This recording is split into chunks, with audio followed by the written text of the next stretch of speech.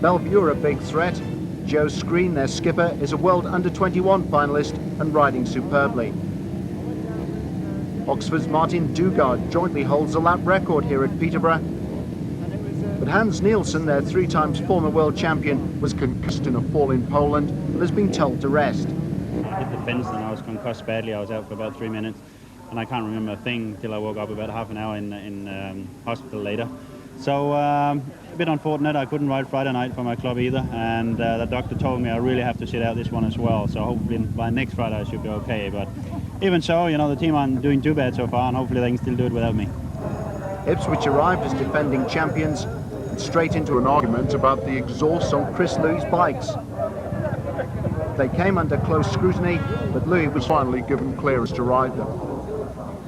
The first division final of the heat-sponsored 4-team championship final. This is the big boys, the senior racing, reckoned to be the best league system in the world. We have Oxford in red throughout, Bellevue Manchester in blue throughout, Holders Ipswich in white helmets throughout, and Swindon yellow and black quartered helmets throughout the 12 races. Heat number 1, Dean Barker on the inside, Oxford. Next to him, Bobby Showtime Ott from California and Bellevue Manchester. He's in blue.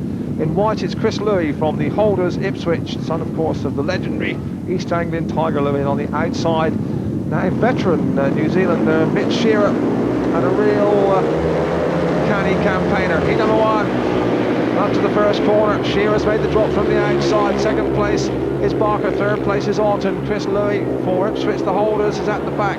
Ott swings down the inside of Dean Barker, leaves a hole. Louis follows him through, but it is Mitch Shearer in front. Second place, Ott. Third place, Chris Louis, and at the back, Dean Barker, who's been struggling recently. This is Mitch Shearer up front. Well, he's the son of a former Glasgow second half rider. Tommy Shearer came to Britain when he was very young, only 15 in fact. I seem to recollect he rode a few meetings when he was underage, and then he didn't quite know what he was. Rode at Coatbridge, and then came down to Coventry where he had several seasons. He's been at Reading, and now he is at Swindon. And at the back we have Dean Barker, has regained third position over Chris Louis, who's not looking at all happy. Ipswich, of course, the Anglian interest here. Simple win for Shearer. Second place Ott, third place Dean Barker. Tony Rickardson, runner-up in the world final last year, collected the first points of the afternoon for Ipswich. But Ipswich failed to capitalise. Tony Olsen finished last in Heat 3, and Sam Tezar crashed out in Heat 4. Was there any contact here?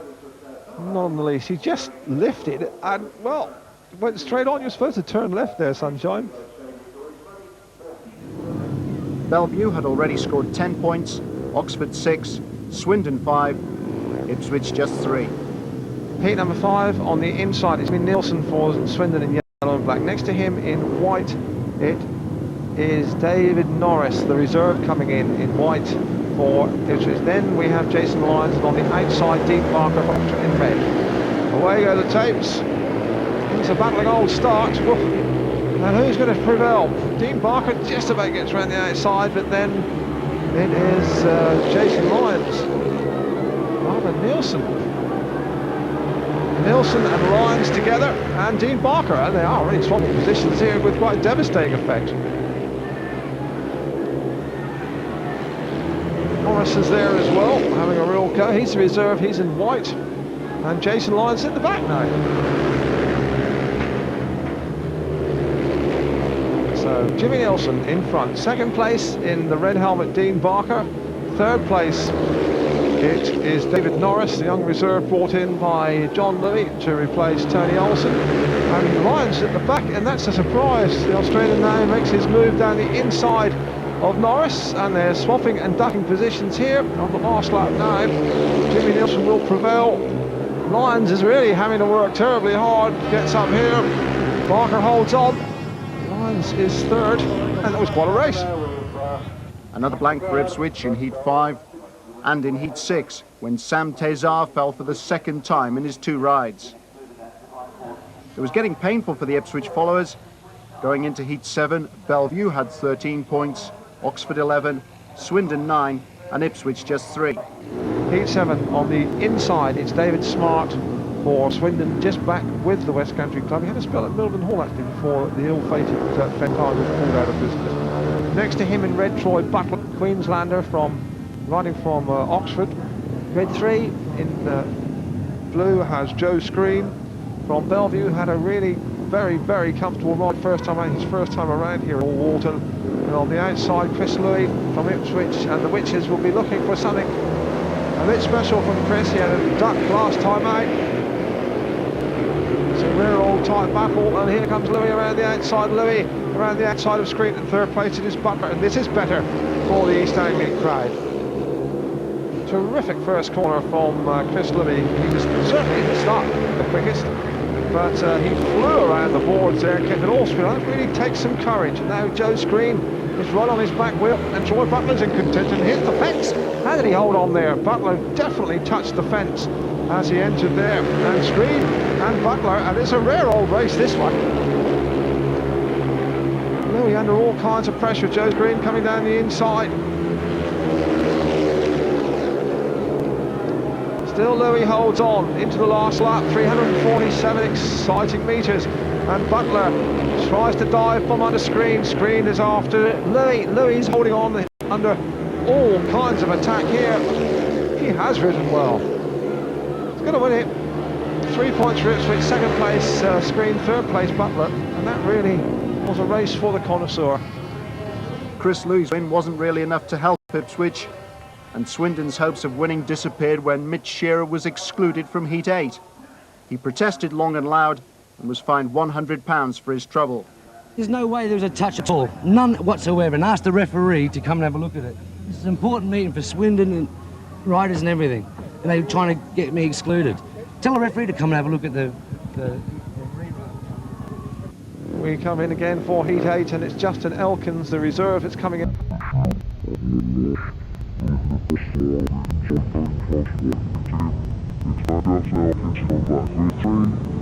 On the outside is Sean Brown. Heat number 8.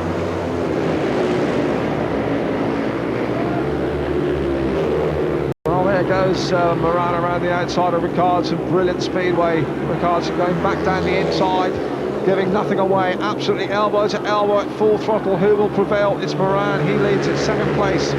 Ricardson third is Carlson at the back, the reserve for Elkins, and he really has walked into a cauldron.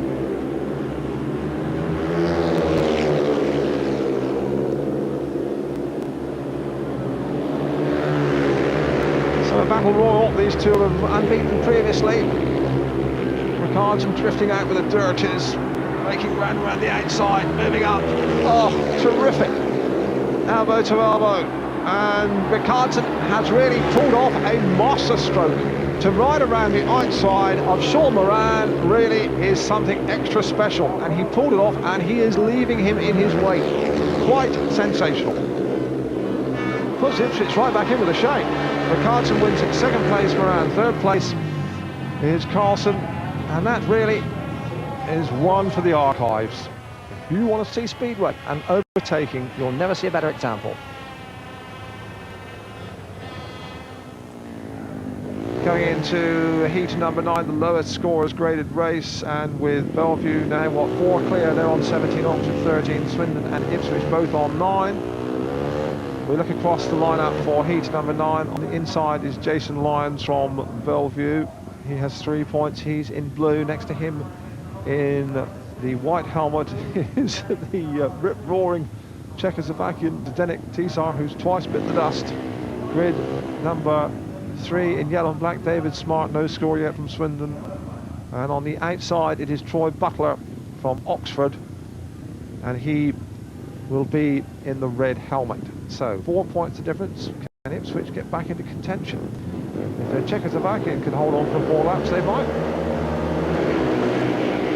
And up to that first corner, and well, were we being a bit prophetic there? Because it is the Czechoslovakian Tisar who leads it. Second place is Butler.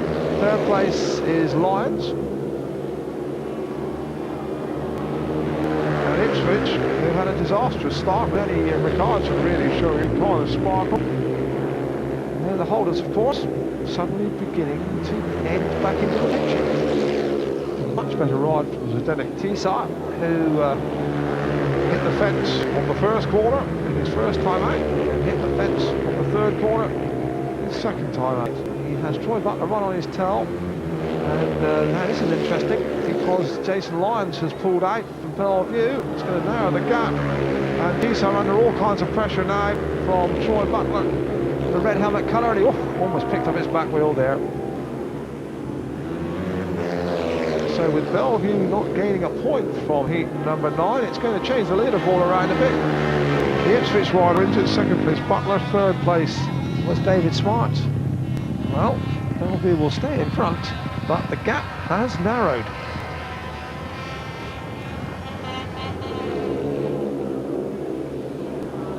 Potts holds on. Second place was Barker. Third was Kenny Moran. Bellevue back on course. Bobby Ott took his personal tally to 7 points there in Heat 10. Bellevue 20 points, Oxford 17.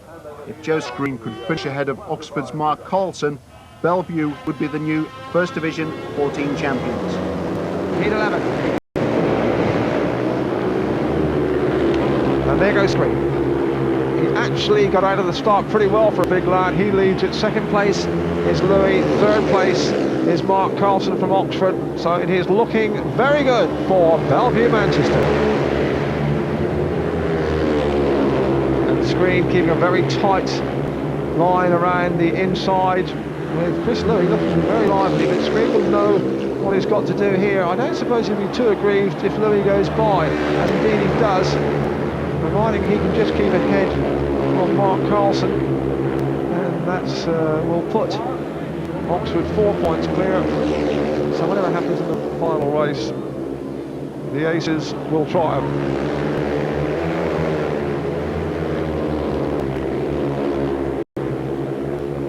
And well, Screen dropped something from his machine there. It looks like a chain guard, and we wonder if that might have some influence. Over the line, Louis wins it. Second place is Joe Screen. Third place there was Carlson. Bellevue, the winners. The Manchester side are hoping it's the start of a new era. They dominated the sport in the 70s. They've got the potential to be the team of the 90s. Yeah, we've had no injuries, and you know, all the riders are getting going now. We've just got to get his reserves going, and once we've done that, you know, who knows what we can do. And Moran's away and swings out, gives him a nudge. Now, how will the Swede react? Brilliantly, having none of it, straight around the outside, sweet as a nut. For Ipswich, the only consolation was the form of Tony Ricardson, and beaten in 3 rides, he looks capable of winning the world title this year. Yeah, we started badly. If you do look at the score chart, you see we either get 3s or 0. We haven't got no seconds or thirds. But, you know, it's a very, very good afternoon's racing, and Bellevue deserved it, and, you know, we've done our best, and I'm sure that the league starts for us now, and, you know, we'll have good results in that. So Ipswich lose their Heat First Division team title to Bellevue. Peterborough take the Second Division crown. Maybe it's the start of big things for them.